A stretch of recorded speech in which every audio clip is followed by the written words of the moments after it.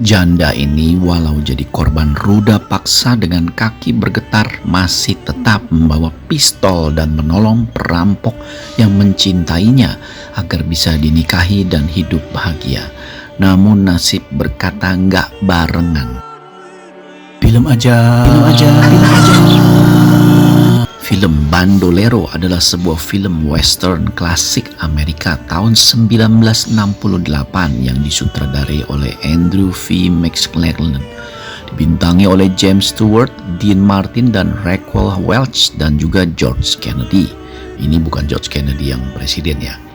Ceritanya memadukan aksi, drama, dan romansa di tengah gurun liar yang keras di perbatasan Amerika-Meksiko. Film ini menggambarkan tema persaudaraan, cinta, dan penebusan di tengah kekerasan perbatasan Amerika.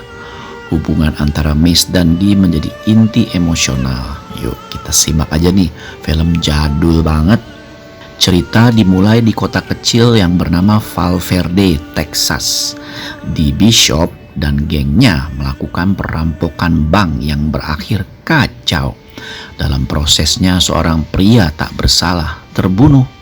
Sheriff Julie dan pasukannya akhirnya menangkap Dee dan gengnya, termasuk juga anak buahnya yang lain, dan mereka siap dijatuhi hukuman gantung atas kejahatan mereka. Di tengah situasi ini, Maria Stoner, seorang janda kaya yang suaminya baru saja terbunuh oleh tembakan, hadir di kota itu. Sheriff Johnson menaruh perhatian pada Maria karena memang Marianya cantik banget dan pasti sekarang sudah nenek-nenek ya. Tapi dia tetap menjaga tetap profesional sheriffnya sebagai penegak hukum, berusaha menjadi the real gentleman.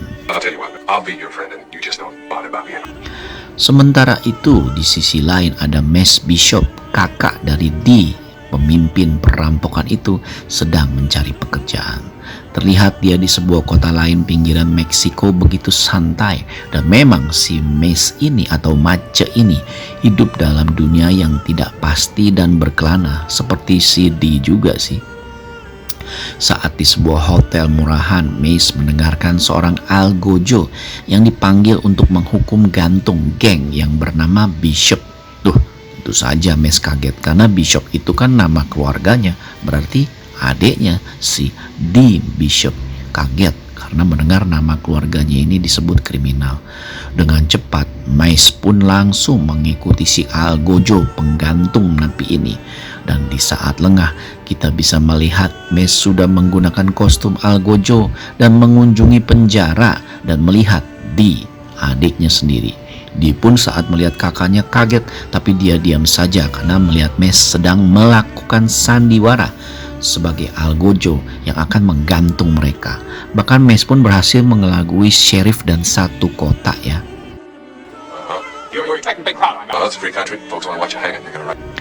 Saat malam hari, di mana esok harinya adalah hari hukuman mati bagi gengnya Dee, Mace terlihat bertemu dengan janda Maria yang sedang bersedih.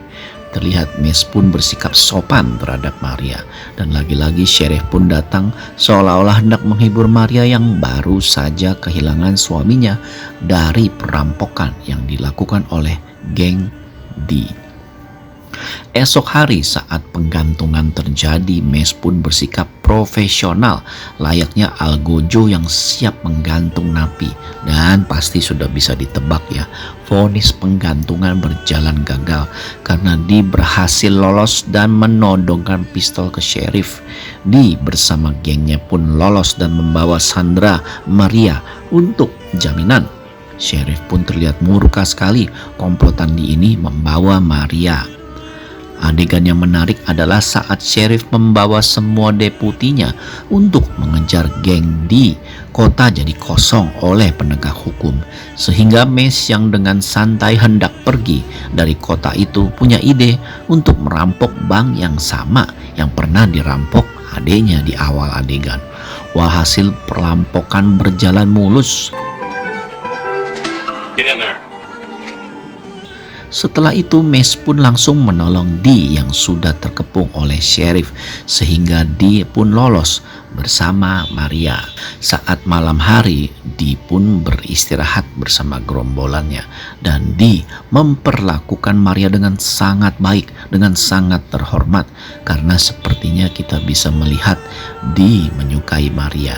Tapi Maria masih marah karena dirinya diculik sedemikian rupa oleh komplotannya Dee.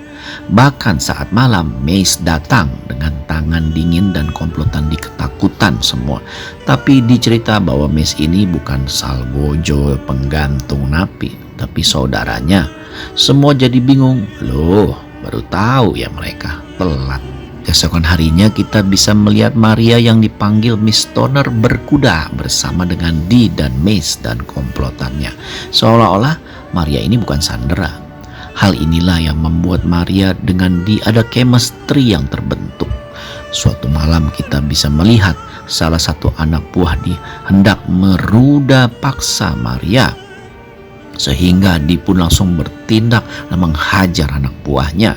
Tentu saja Maria sangat mengapresiasi dan jadi ada timbul rasa suka Maria terhadap Dee.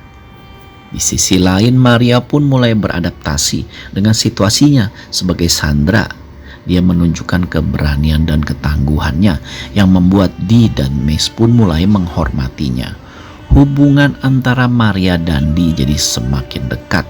Chemistry mereka semakin tumbuh, sementara Mace tetap menjaga sikapnya sebagai kakak yang melindungi Dee. Mace dan Maria dan gang mereka melarikan diri ke Meksiko, di mana mereka mencari perlindungan di sebuah desa terpencil. Namun mereka segera menyadari bahwa desa itu dikuasai oleh kelompok bandit brutal yang dikenal sebagai bandoleros.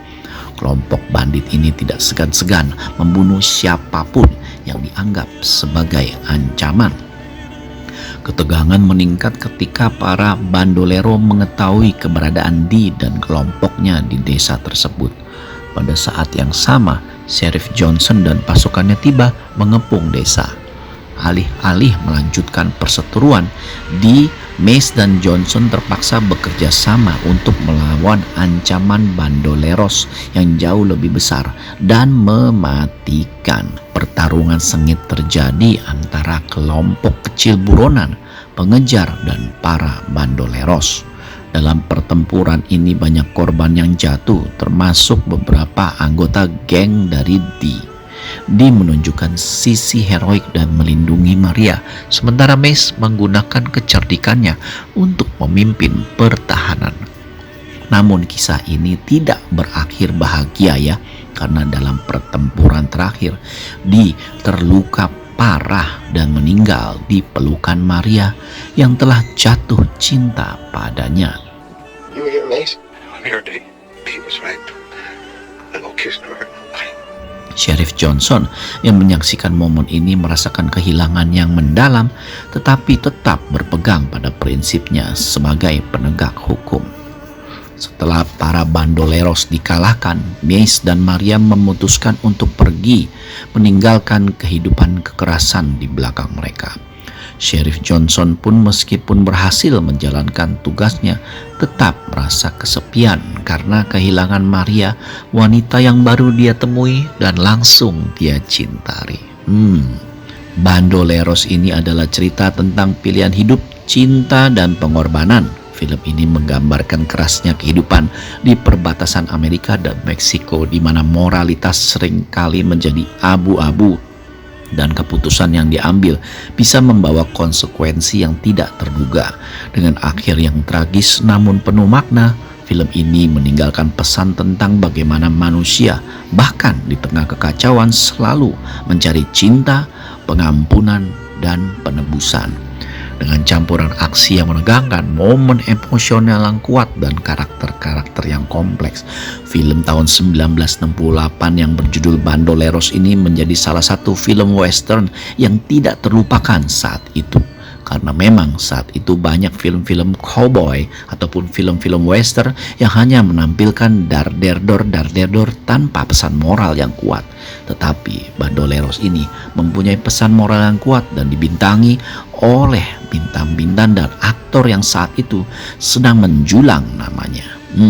Boleh juga nih film jadul kayak begini, tapi mempunyai nilai-nilai yang bagus. Kalian layak deh nonton film Bandoleros ini.